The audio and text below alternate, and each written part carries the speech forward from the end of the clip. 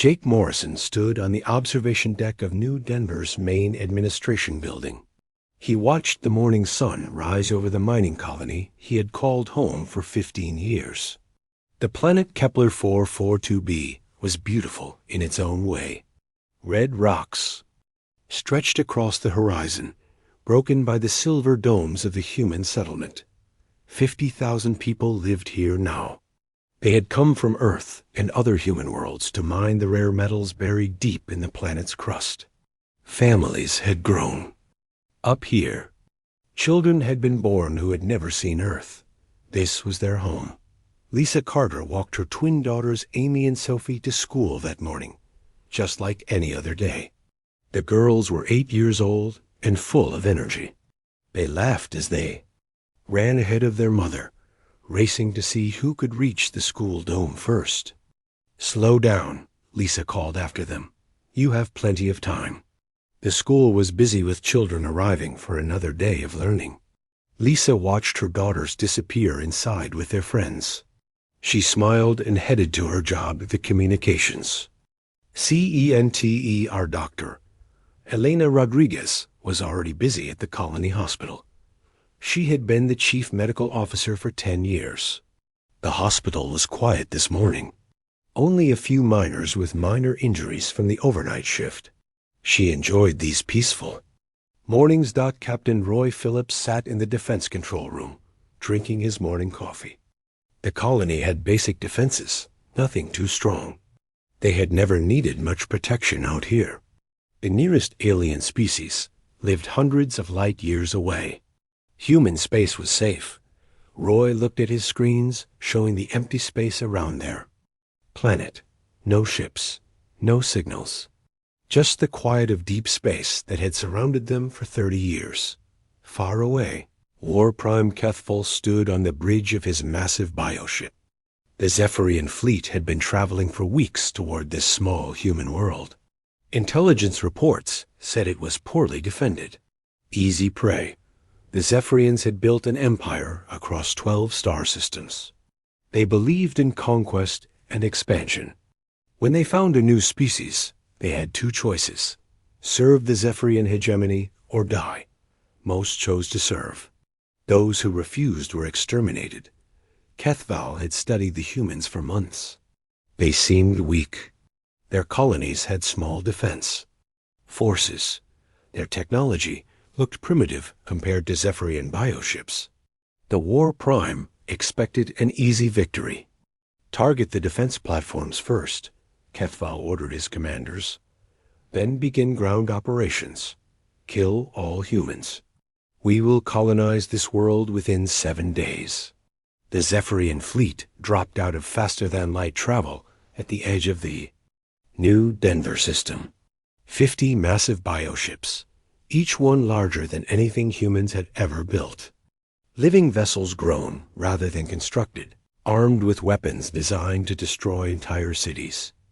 Back on the planet, alarm sirens suddenly screamed across New Denver. Captain Roy Phillips stared at his detection screens in shock. Massive ships were appearing at the system's edge. Ships unlike anything in human databases. Unknown vessels. This is New Denver Defense Control, Roy transmitted. You are entering human territory. Please identify yourselves and state your intentions. The response came in the form of energy weapons. Beams of deadly force lanced out from the alien ships.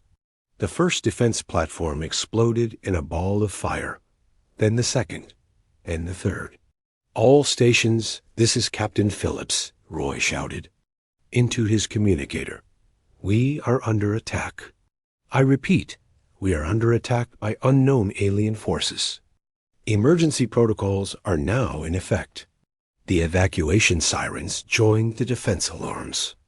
Across New Denver, 50,000 people dropped what they were doing and ran for the underground shelters. They had practiced this drill many times, but never thought they would need it. Lisa Carter was still at the communications center when the alarms began. Her first thought was of Amy and Sophie at school. She ran toward the education dome. Pushing through crowds of panicking colonists, Dr. Elena Rodriguez organized the hospital evacuation. Patients who could walk helped carry those who could not.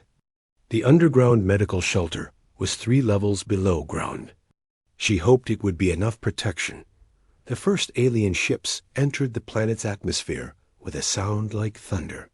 They were huge and alive, pulsing with internal organs visible through translucent skin. Bioships designed for one purpose. Destruction. Captain Roy Phillips kept transmitting distress signals as long as he could. This is New Denver to any human forces. We are under attack by alien vessels. Send immediate assistance. They are not responding to communication attempts. The Defense Control Center shook as alien weapons struck the building above. Roy knew he had minutes at most. He activated the colony's emergency beacon, a quantum transmitter that would carry news of the attack across human space. Tell them. What happened here? Roy said to his last remaining technician. Tell them the aliens showed no mercy. The building collapsed as alien fire tore through its structure. Captain Roy Phillips died at his post, but his message was already racing. Toward human military command, the Zephyrian ground forces landed like a plague of locusts. Tall, insect-like warriors with 4 arms and natural armor. They carried weapons that fired living projectiles. Creatures designed to kill. They moved through New Denver with methodical efficiency. Every building was searched. Every hiding place was found. The aliens had one order: total extermination. In the school dome, teachers had moved the children to the emergency shelter. Amy and Sophie Carter held hands in the darkness, scared but trying to be brave like their mother had taught them. When will Mommy come get us? Sophie whispered. Soon, Amy replied, though she was just as frightened. Above them, Zephyrian warriors were burning the school. They had found the shelter entrance. Time was running out. Lisa Carter was trapped 3 blocks away, pinned down by alien patrols. She could see the school dome burning in the distance. Her daughters were in there somewhere.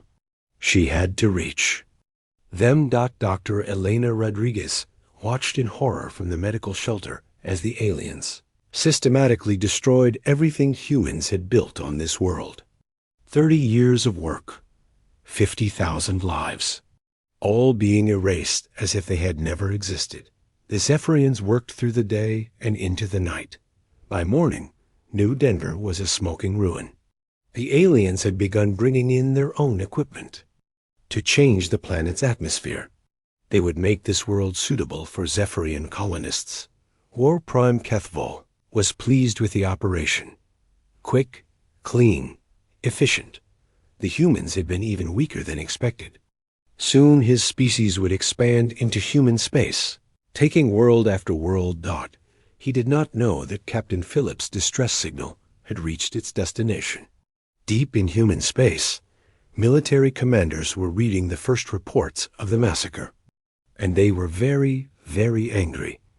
The Zephyrians had crossed a line they did not understand. They had awakened something in humanity that had been sleeping since the species left Earth. Something dark and terrible, and utterly without mercy. The nightmare was about to begin.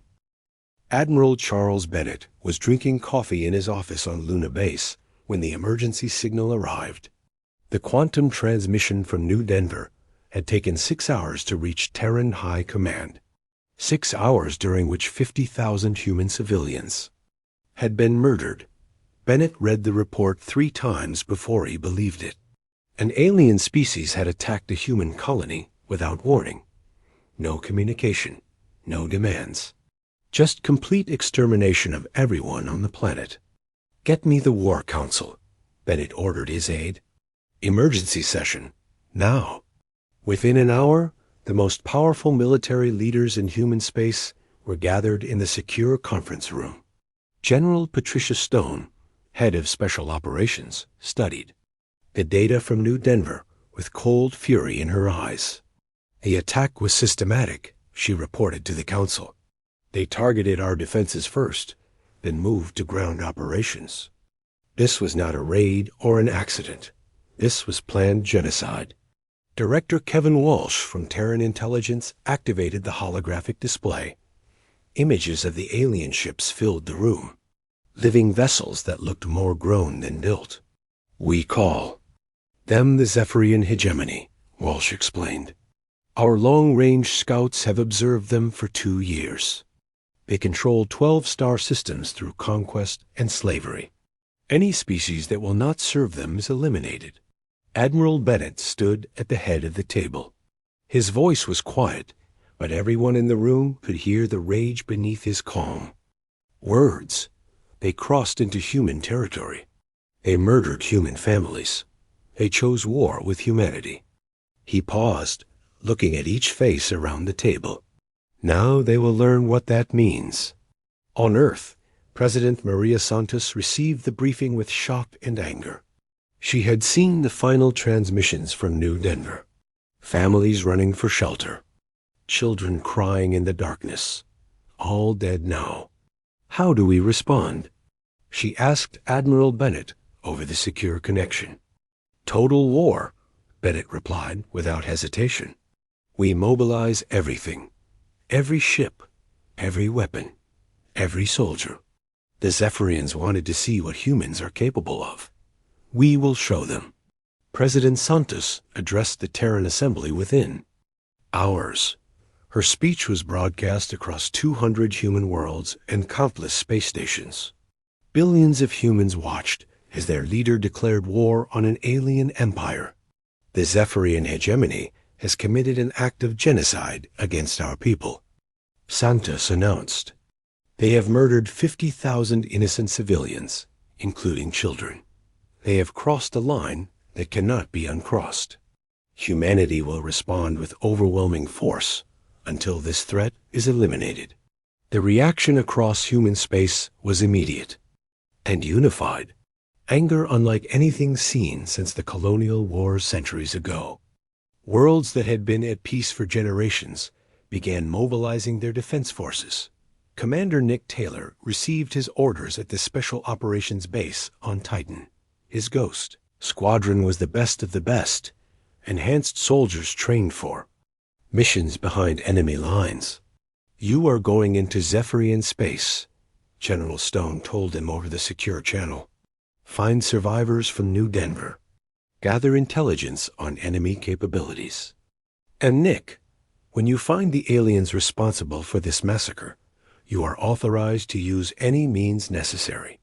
Taylor assembled his 12-person team within an hour. They were volunteers all, men and women who had dedicated their lives to protecting human space. Now they had a chance to avenge 50,000 dead civilians. Dr. Sam Turner, head of the Terran Research Division, was already coordinating with military scientists across human space. Technologies that had been developed in secret for decades were suddenly cleared for combat deployment. Bring me everything, Turner ordered his research teams. The quantum displacement drives, the antimatter warheads, and nanobotic swarms. All of it? We are going to show these aliens what human science can do. On the industrial world of Titan's Forge, engineer Claire Brooks watched as the massive civilian shipyards were converted to military production. In 72 hours, the facilities that normally built cargo haulers and passenger liners would be constructing warships. How many can we build? Asked the military coordinator. As many as you need, Brooks replied. We will work around the clock until every human world is protected. The mobilization was unprecedented in human history. Fleets that had been scattered across the galaxy for exploration and trade were recalled from military service. Reserve forces that had trained but never fought were activated. Entire planets turned their industries toward the war effort, but the aliens monitoring human communications saw only primitive posturing. War Prime Kethval read the intercepted transmissions with amusement. The humans are angry, he reported. To the Hegemony Council. They threaten retaliation with their weak ships and basic weapons. We should strike quickly before they can organize. The Hegemony agreed. Additional fleets were ordered to begin the systematic conquest of human colonies. The plan was simple: move fast, hit hard, and break human resistance before it could form. Begin. With their outer settlements, the hegemony ordered. Work inward toward their core worlds. The humans will surrender when they see the futility of resistance. 3 days after the New Denver massacre, the first human response fleet was ready. Captain Tony Rogers stood on the bridge of the dreadnought UTS Retribution, watching as dozens of ships formed up around his flagship. All vessels report ready for departure, his communications officer announced. Set course for Zephyrian space, Rogers ordered. Maximum speed. The aliens wanted war. Now they have it. The fleet jumped to faster-than-light speed, carrying weapons the Zephyrians had never seen. Behind them, hundreds more ships were launching from human worlds across the galaxy. Director Walsh coordinated the intelligence effort from his headquarters. On Luna, every piece of information about the Zephyrians was being analyzed: their biology, their technology, their military doctrine, knowledge that would soon be used to destroy them. They think they understand warfare, Walsh told his analysts. They have conquered primitive species with basic technology. They have never faced an opponent that fights the way humans fight. General Stone reviewed the special operations plans with her commanders. Elite units like Nick Taylor's Ghost Squadron would strike deep in enemy territory. Other teams would conduct sabotage operations. Still others would coordinate with any human survivors they could find. The aliens showed no mercy to our civilians, Stone reminded her officers. You are authorized to respond in kind. No prisoners unless they have intelligence value. No quarter unless they surrender unconditionally. Dr. Turner supervised the final preparations of humanity's most advanced weapons. Systems that had been theoretical just days ago were now being loaded onto warships. The Zephyrians had awakened human military science decades ahead of schedule. Engineer Brooks watched the first new warships roll out of the Titan's Forge shipyards. Vessels designed specifically to fight biological ships, armed with weapons that would tear through living hulls like tissue paper. On Luna Base, Admiral Bennett stood before a massive display showing human military forces moving throughout the galaxy. More ships than had ever been assembled for a single campaign, all converging on Zephyrian space. Sir, his aide reported, all fleets report ready for operation commencement. Bennett nodded slowly. In his 50 years of military service, he had never seen humans this united in purpose. The massacre at New Denver had awakened something primal in the human spirit, something the aliens had not expected. Signal all commands, Bennett ordered. Operation Nightfall begins now. Show the Zephyrians what happens when they cross the line into human territory. Across the galaxy, human fleets began moving toward enemy space. They carried with them the fury of an entire species. The Zephyrians had wanted to see what humans were capable of. They were about to find out. Commander Nick Taylor's stealth ship dropped out of faster-than-light travel at the edge of the New Denver system. The Ghost Squadron had traveled for 3 days to reach the devastated colony. What they found was worse than the reports had described. Planet's surface was scarred with burn marks where the human settlement had stood. Zephyrian bioships moved through the atmosphere like huge flying creatures, spraying chemicals that would change the air to suit alien lungs. Sensors show massive terraforming operations in progress, reported Sergeant Kate Williams, the squad's technical specialist. They are erasing all traces of human presence. Taylor studied the readings on his display. The aliens were not just occupying New Denver. They were remaking it completely. In a few months, no one would ever know that humans had lived here. Take us down to the colony site, Taylor ordered. Use full stealth. If there are survivors, we need to find them. The ship descended through the poisoned atmosphere, invisible to Zephyrian sensors. Advanced human technology made them ghosts in the alien-controlled sky. Below, insect-like workers swarmed over the ruins of human buildings deep beneath the destroyed settlement. Lisa Carter held her daughters Amy and Sophie in the emergency shelter. 3,000 humans had survived the initial attack by hiding in the deepest bunkers. But their air was running out, and their food was almost gone. Medical Officer Tracy Mills moved between the survivors, treating injuries with the few supplies she had left. Many people were sick from breathing contaminated air that leaked through damaged seals. Children cried quietly in the darkness. How much longer can we last? Lisa asked Tracy during one of the doctor's rounds. Maybe 2 more days, Tracy replied honestly.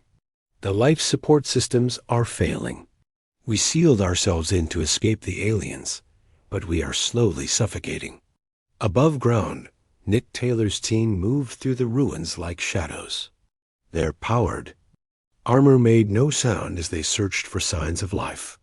The Zephyrians had been thorough in their destruction, but human engineers built things to last. Commander, called Corporal Mike Davis over the secure radio. I have something. Emergency shelter entrance, 300 meters from your position. The access tunnel looks intact. Taylor and his team converged on the location. The entrance was hidden under debris, but their sensors detected life signs below. Dozens of humans were alive down there. Careful with the excavation, Taylor ordered. We do not want to alert the aliens. It took 2 hours to quietly clear the entrance.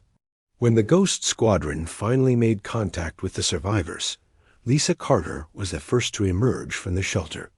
She blinked in the filtered light, hardly, believing that human soldiers had found them. Are you real? She whispered. We are real, Taylor confirmed. We are here to get you out. How many survivors? 3,000, Lisa replied, including my daughters and many other children. But we cannot stay here much longer. The air is poisoned, and the shelter systems are failing. Taylor immediately called for extraction ships while his team began organizing the evacuation. The survivors were weak and frightened, but they moved with purpose.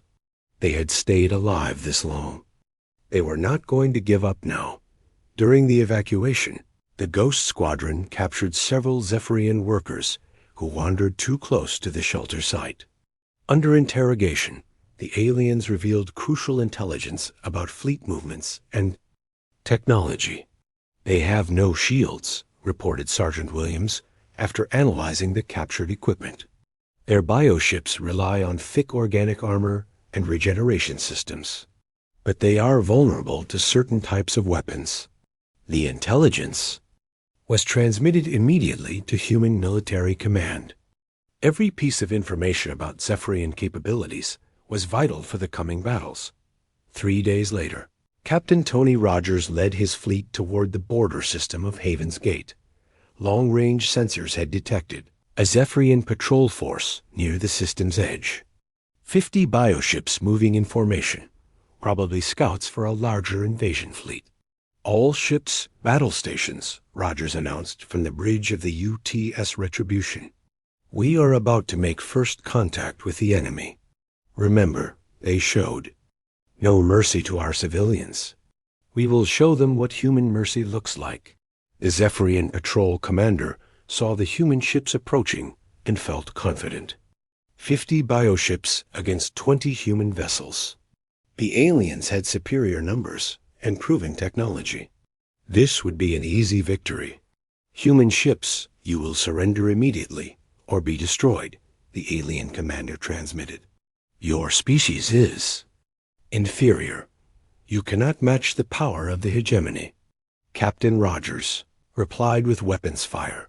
The human fleet opened with kinetic bombardment cannons that fired projectiles at near light speed. The first Zephyrian bioship was torn apart before it could react. The second exploded in a cloud of organic debris. The third tried to regenerate its damaged sections, but was vaporized by plasma lance arrays. Lieutenant, Commander Rachel Green led the human fighter squadrons in precision strikes against the enemy command structure. Her pilots moved like deadly dancers, avoiding alien weapons while striking at weak points with surgical accuracy. Target their neural centers, Green ordered her pilots. Cut the head off the snake. The Zephyrian ships tried to fight back, but their weapons could not lock onto the fast-moving human fighters. Advanced human technology made their ships faster, more maneuverable, and far more deadly than anything the aliens had encountered. 18 minutes, the entire Zephyrian patrol force was destroyed. Not a single human ship was even damaged. The aliens had expected an easy victory. Instead, they found themselves completely outmatched. All enemy vessels eliminated, reported the tactical officer on the Retribution. No survivors detected. Captain. Rogers nodded grimly. Signal Fleet Command. First engagement complete. Enemy capabilities are inferior to intelligence estimates. Recommend immediate escalation of offensive operations. The news of the victory spread quickly through human space. The first battle against the Zephyrians had been a complete triumph. But for the survivors of New Denver, it was not enough. Dr. Elena Rodriguez had been rescued with the other survivors and was now aboard a human medical ship. She provided testimony about the Zephyrian atrocities to military investigators and media networks. They killed children, she told the cameras, her voice steady but her eyes filled with pain. They murdered families who had never hurt anyone. They showed no mercy, no hesitation.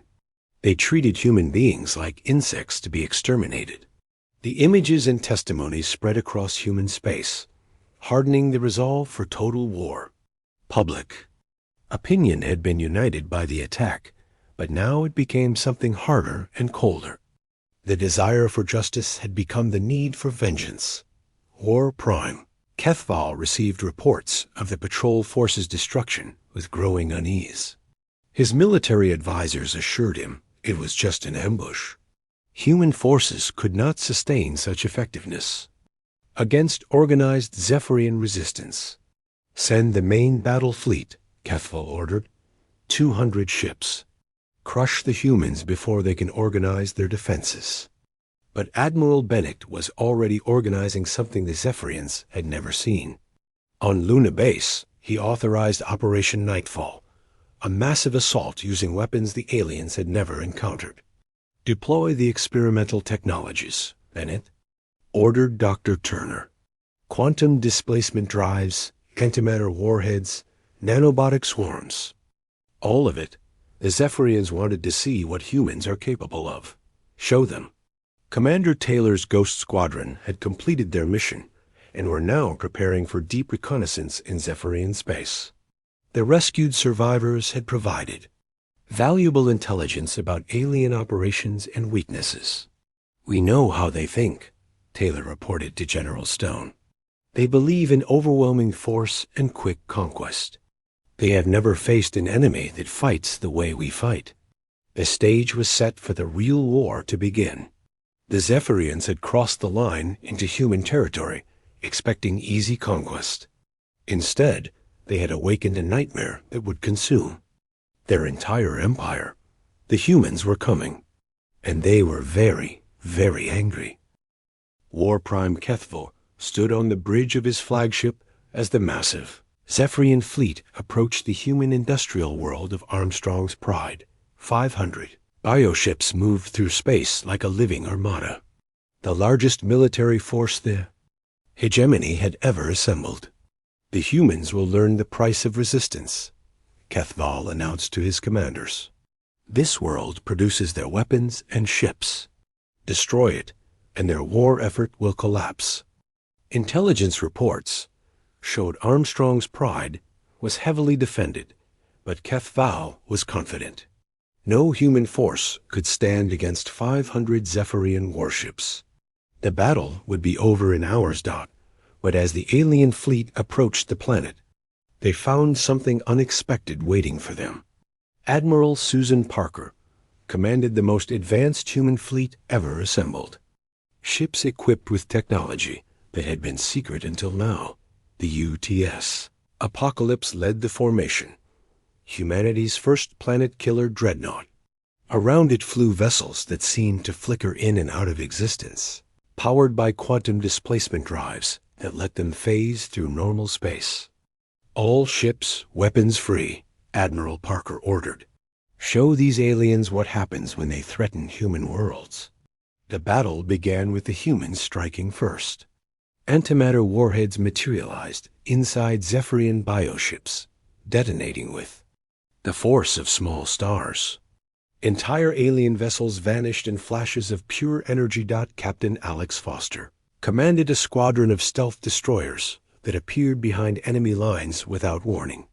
Using technology the Zephyrians could not detect, his ships moved like ghosts through the alien formation. Target their command vessels, Foster ordered his captains. Cut off the head, and the body will follow. The stealth destroyers fired kinetic, rounds that punched through bioship armor like paper. Zephyrian commanders died before they knew they were under attack. Coordination among the alien fleet began to collapse, but the most terrifying human weapon was yet to be deployed. Dr. Turner's nanobotic swarms were released from cargo pods.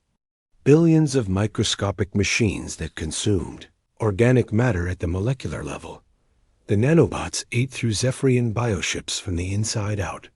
Living hulls became hollow shells in minutes. Crew members watched in horror as their vessels literally dissolved around them.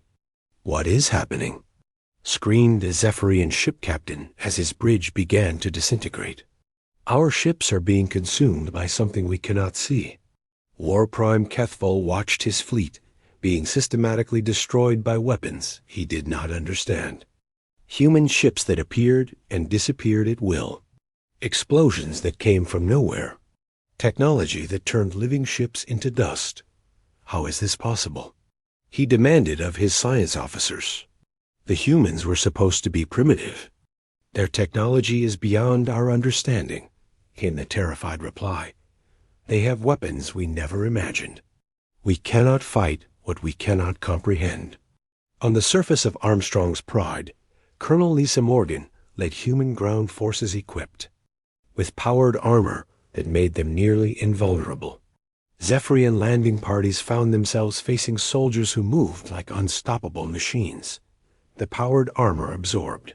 Alien weapons fire without damage. Human soldiers walked through. Zephyrian defenses, methodically eliminating resistance with cold efficiency. They showed the same ruthless precision their enemies had displayed at New Denver. "No prisoners unless they surrender unconditionally," Morgan ordered her troops. "Remember what they did to our civilians." The Zephyrian ground assault collapsed within hours.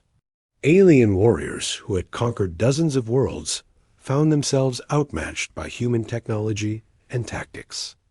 Those who tried to retreat were hunted down by flying human soldiers in powered armor. In space, the alien fleet was being annihilated. Lieutenant Commander Rachel Green's fighter squadrons moved through the Zephyrian formation like deadly insects, striking at vulnerable points with surgical precision.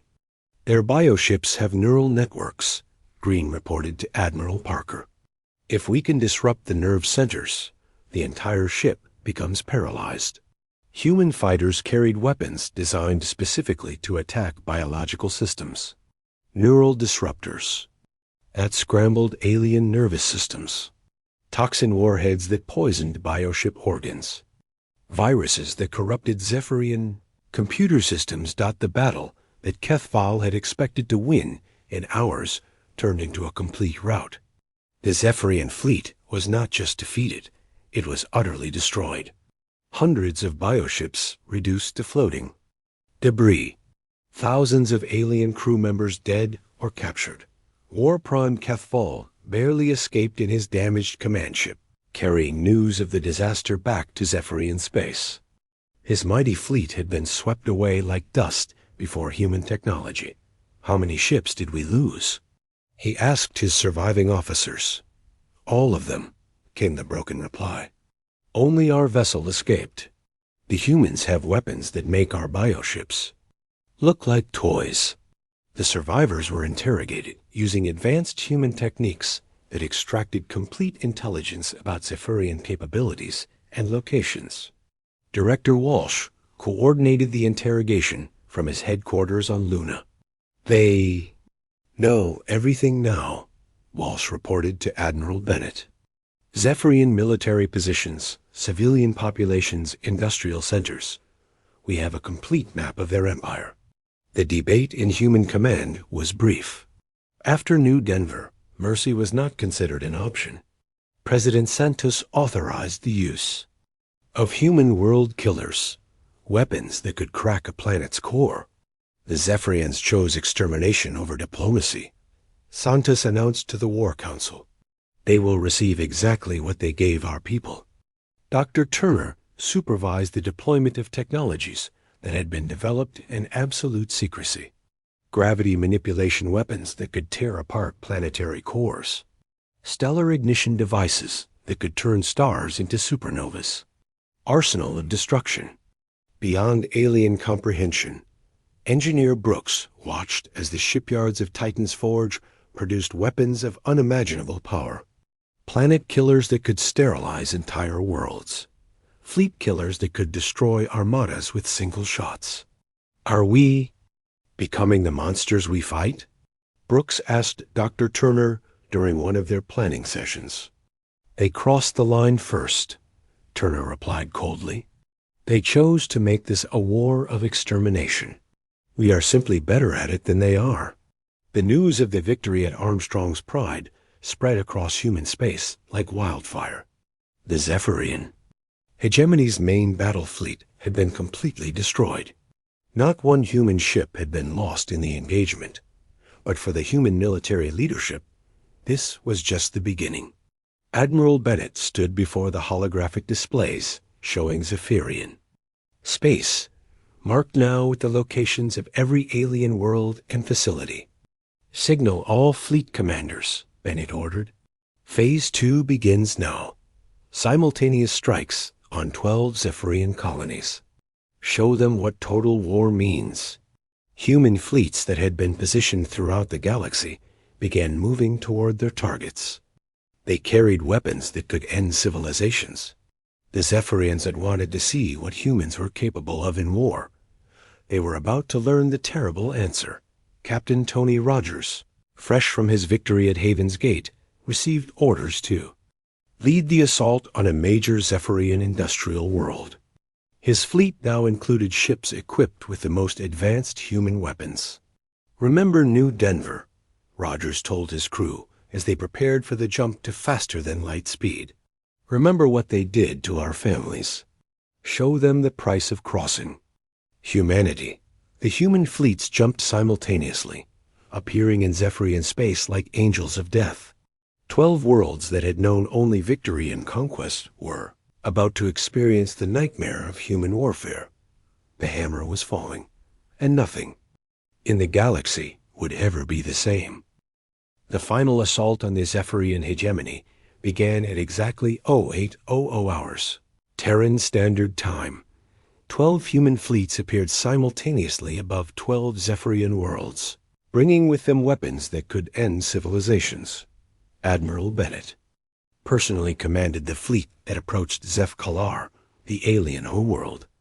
The planet that had ruled an empire for 3 centuries now faced weapons that could crack its very core. "This is Admiral Charles Bennett of the Terran Defense Force," he broadcast to the planet below. "Your species committed genocide against human civilians. You crossed the line into human territory. This is the consequence." War Prime Kethful, now Supreme Commander of the remaining Zephyrian forces, attempted desperate negotiations from his command bunker deep underground. "We offer surrender," he transmitted to the human fleet. "We will pay reparations for New Denver. We will withdraw from all human space. Please show mercy to our civilians." The response came from Commander Beth Phillips, daughter of Captain Roy Phillips, who had died defending New Denver. She now commanded one of the assault squadrons approaching the Zephyrian capital. "You showed no mercy to our children," Beth replied, her voice cold as space itself. "You chose extermination over diplomacy. You wanted to see what humans are capable of. Now face the consequences." The orbital defenses of Zeph Kalar had once been considered impregnable. Massive biostations that could destroy entire fleets. But they crumbled like paper before human gravity manipulation. Weapons that twisted space itself, cities that had stood for millennia, were reduced to atomic particles by antimatter bombardment. The carefully cultivated bioarchitecture of the Zephyrian capital melted under weapons that attacked matter at the molecular level. Dr. Elena Rodriguez, now serving as a military observer aboard one of the human ships, watched the destruction with mixed emotions. The aliens who had massacred her patients were receiving the same fate they had inflicted, but the scale was beyond anything she had imagined. "Is this justice or revenge?" she asked Admiral Bennett as they watched the planet burn below. "Both," Bennett replied without emotion. "They chose to make this a war without rules. We are simply better at that kind of war than they are." The Zephyrian homeworld died in 6 hours.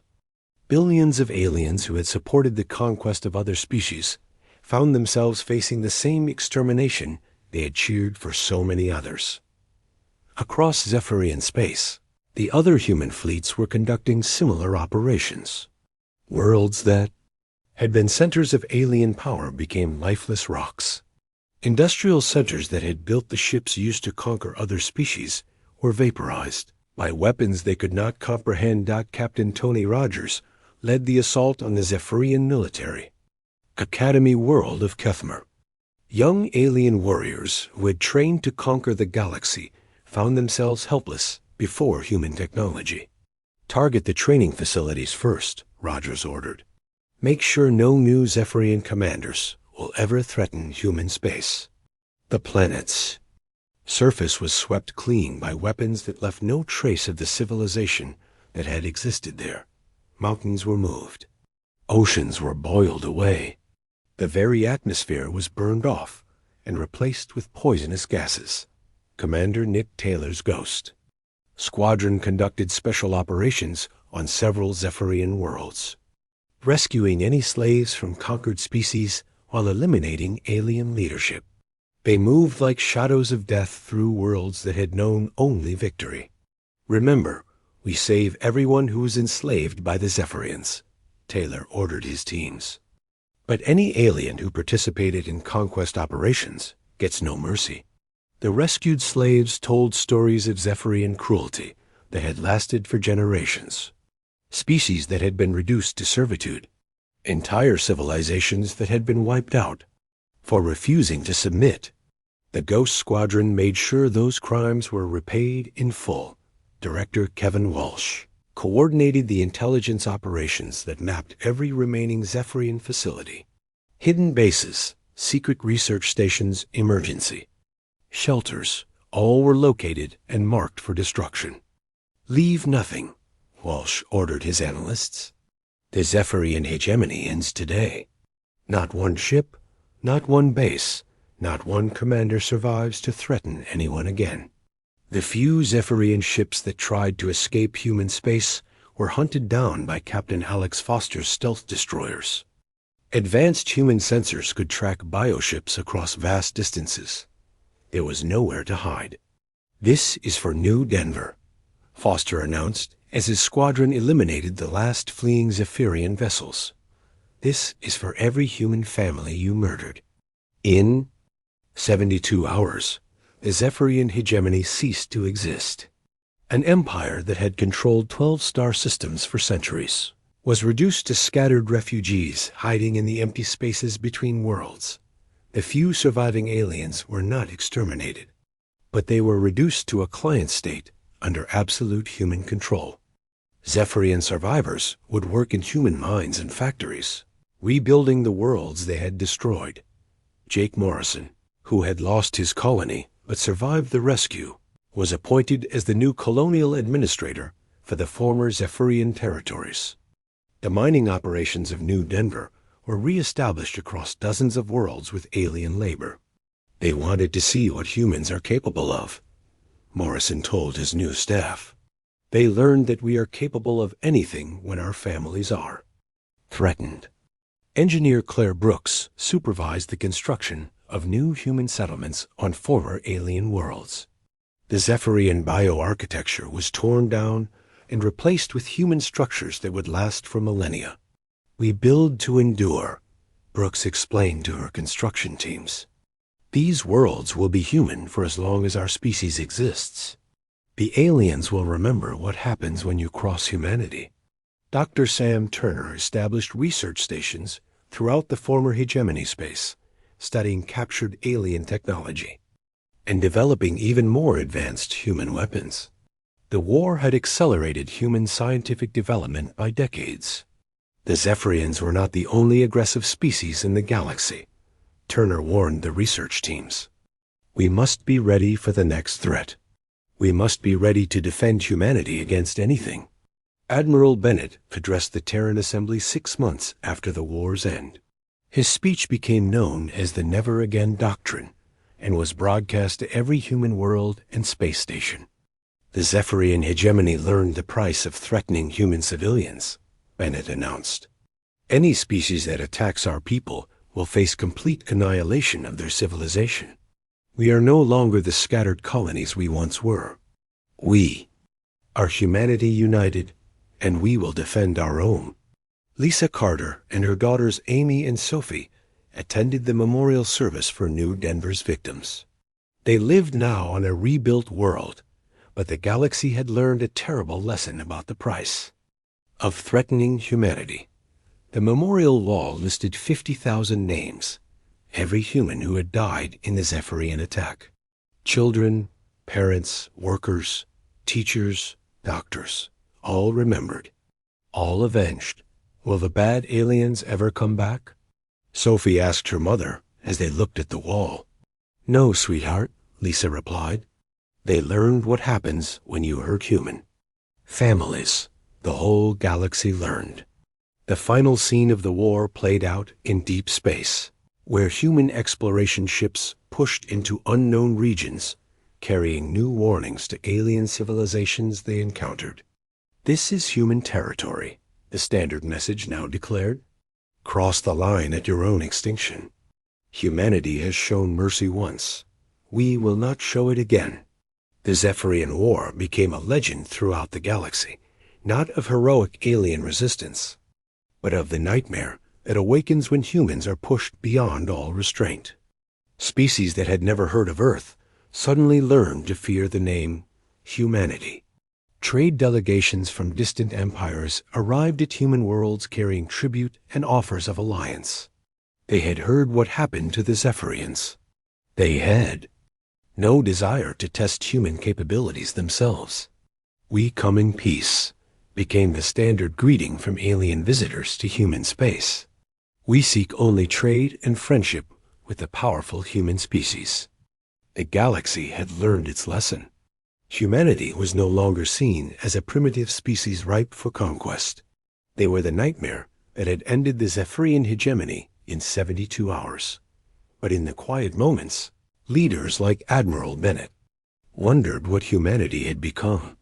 They had saved their species by becoming something terrible. The price of survival in a hostile galaxy was the loss of innocence. We did what we had to do, Bennett told President Santos in a private conversation. But I hope we never have to become that again. We will if we must, Santos replied. The galaxy knows now what happens when you threaten human families. That knowledge will keep our children safe. The war was over. Humanity had won. But the cost was measured not just in alien lives, but in the transformation of a peaceful species into something that could destroy entire civilizations without hesitation. The line had been crossed. The nightmare had awakened, and the galaxy would never forget.